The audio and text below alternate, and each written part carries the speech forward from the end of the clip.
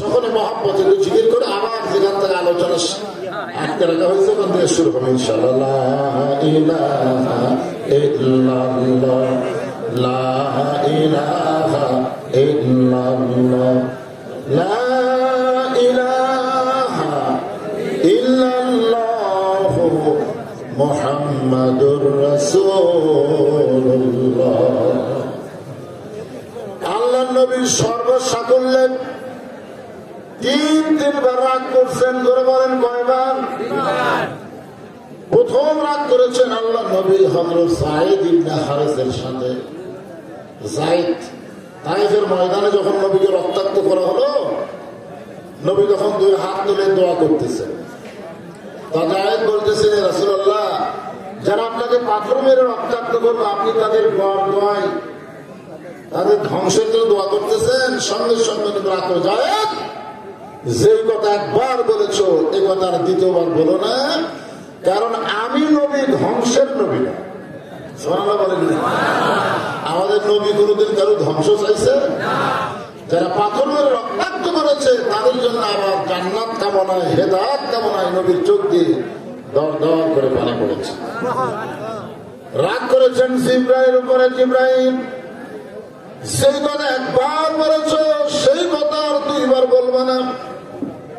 আল্লাহ যদি আমাকে জান্নাতে থাকার জন্য ঢুকতে বলতেন আমি জান্নাতে ঢুকতামই না।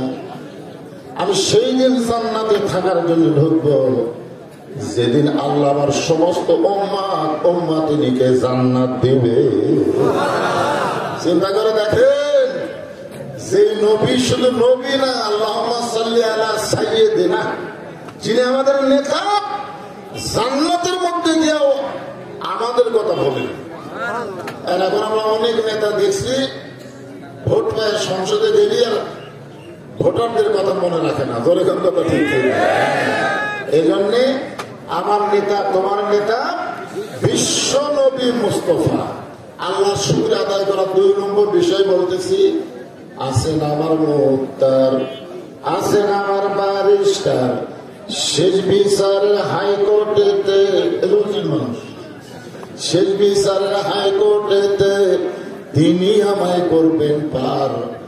আমরা পাপী রাসূল জাবিন্দার। আল্লাহর সামনে আমরা যখন পাপী হয়ে আসামি হয়ে দাঁড়িয়ে যাব, ওই সময় আমাদের নবী উকিল হয়ে ব্যারিস্টার হয়ে আল্লাহর কাছে আমাদেরকে ওকালতি করে আমাদেরকে সুপারিশ করে জান্নাতে পৌঁছায় দিবে। এই নবীর উম্মত হওয়াতে খুশি না বেজার? তাহলে জবান খুলে আর একবার বলি আলহামদুলিল্লাহ।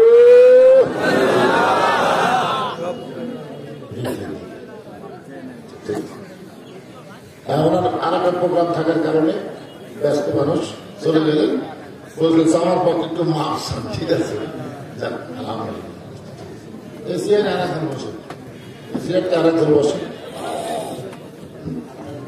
ইনশাআল্লাহ।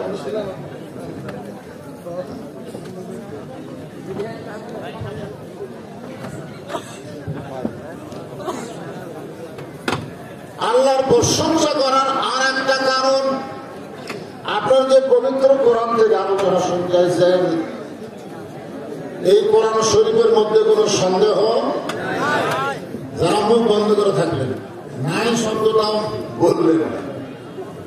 আপনারা বলেন তো আপনাদের রেজাল্ট কি? আপনাদের তো একটা রেজাল্ট আছে, আসেন না? আপনাদের কি রেজাল্ট? হ্যাঁ, আমি যখন বললাম এই কোরআনের সন্দেহ, আবার মুখ বন্ধ করে। এটা কি আমার কথা না আল্লাহর কথা? যালিকাল কিতাবুল লা রাইবা ফীহি। এই কিতাবের মধ্যে, কোরআনের মধ্যে কোনো সন্দেহ, এই কোরআনে কোনো ধোঁকা, এই কোরআনে কোনো গোজামি। আপনার 3 বারে কিন্তু নাই গোসা, নাই বললেন। এখন আপনার বলেন তো, যে সংবিধান দিয়ে বর্তমান আমাদের বাংলাদেশ চলতেছে, এই সংবিধানের মধ্যে সন্দেহ নাই তো? সবাই জোরে দাও। যে সংবিধান দিয়ে আমাদের বাংলাদেশ চলতেছে, সংবিধানে সন্দেহ, ধোঁকা, মোজামিল আপনার 3 বারে কিন্তু বলছেন আছে, তাহলে আগেরটা 3 বার বলছেন নাই, পরেরটা 3 বার বলছেন আছে। তাহলে আপনারা কোনটাকে ভালোবাসবেন? আগেরটা না পরেরটা? আগেরটা। আগেরটা কি? আল্লাহর খোদা। তাহলে আমরা যদি সত্যিকার অর্থে এই দুনিয়াতে মুসলমান হয়ে মরতে চাই, আল্লাহ কিন্তু বলেছেন লা তামুতুন্না ইল্লা ওয়া আনতুম মুসলিমুন, মুসলমান না হয়ে তোমরা কেউ মরিও না। মুসলমান হয়ে যদি মরতে চাই তাহলে মানুষের তৈরি আইন, মানুষের তৈরি সংবিধান মানার কোন উপায় আল্লাহর কোরআনকে বাংলার জমিনে আমরা সামনে দেখতে চাই। সেই কোরআনে আল্লাহ বলেছেন ওয়ানুনাজ্জিলু মিনাল কুরআনি মা হুয়া শিফাউ ওয়া রাহমাতুল লিল মুমিনিন।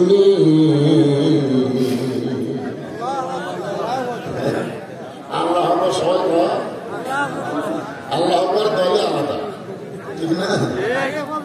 ওদের বিপ্লব কুমার বড়ুয়া একটা হিন্দু মানুষ বুঝেছে বলে, পুলিশের কমিশনার ছিল না, সহকারী কমিশনার বিপ্লব কুমার বড়ুয়া একটা হিন্দু হলে বুঝেছে আল্লাহ আকবার হলো জামাত ইসলামের স্লোগান।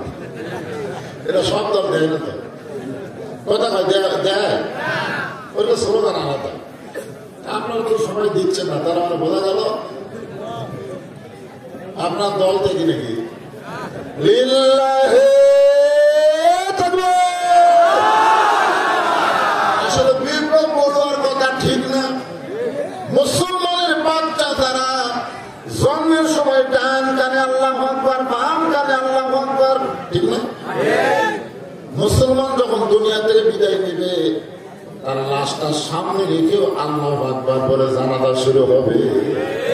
তাহলে শুরুতে আল্লাহু আকবার, মৃত্যুর সময় আল্লাহু আকবার।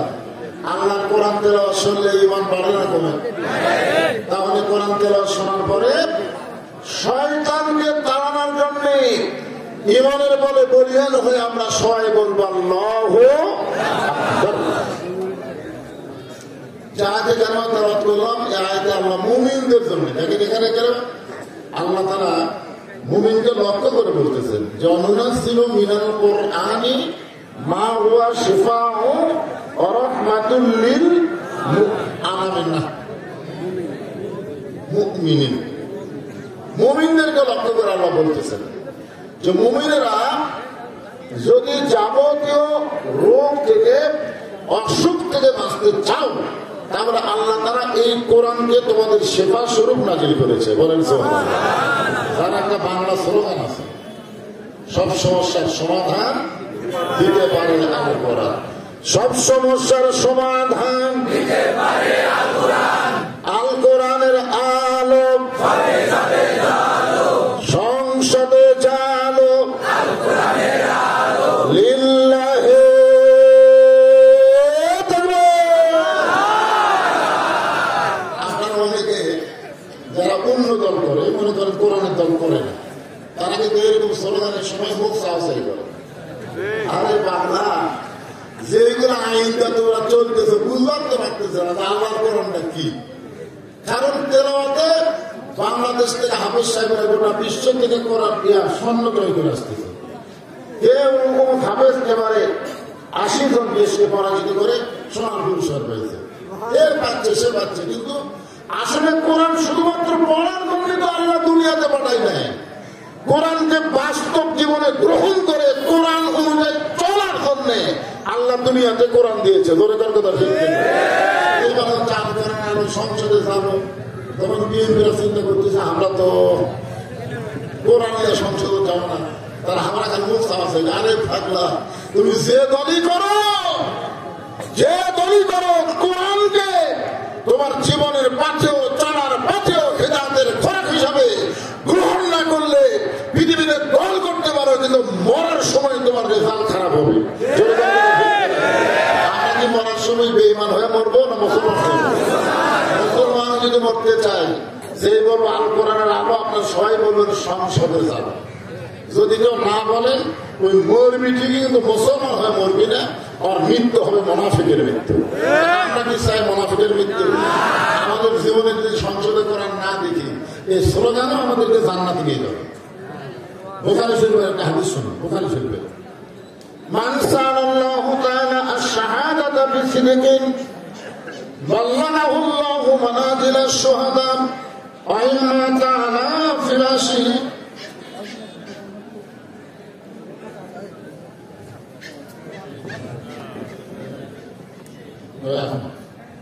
আচ্ছা ঠিক আছে, এখন টাইম হয়ে গেছে। শুধুমাত্র আজান দেওয়া হবে, আজানের পরে আবার এখান থেকে শুরু হবে। আপনি তো জানেনি, এর আগে আমি অনেকবার আছি। আচ্ছা ঠিক আছে বাবা।